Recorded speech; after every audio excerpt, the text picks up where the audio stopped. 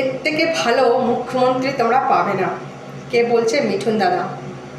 যেদিনে শপথ নিয়েছে তার পরের দিনে কাজ শুরু করেছে, একদম ঠিকই কথা বলেছে। কিন্তু যারা দীর্ঘদিন ধরে রেল লাইনের পাশে এপাশে ওপাশে ঘর পেতে ছিল, যাদের ভেঙে দিয়েছে তারা বলছে যে ভালো না, যাদের ব্যবসা বন্ধ করে দিয়েছে তারা বলছে ভালো না, হকারিরা বলছে ভালো না, কানা খোড়া অন্ধরা বলছে ভালো না।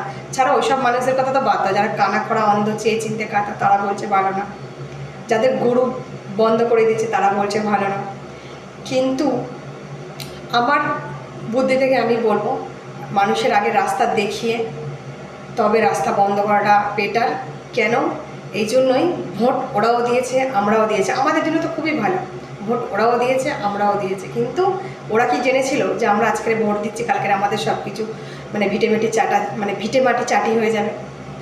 তো আমাদের জন্য তো ভালো, কিন্তু যখন সবার জন্য ভালো হবে আরও বেশি ভালো হবে, সেই আশাটা আমরা করছি। সবাই সবার জন্যই যাতে ভালো হোক, তাহলে আরও বেশি ভালো হবে। ধন্যবাদ। ভিডিওটা ভালো লাগলে একটা লাইক অবশ্যই করো।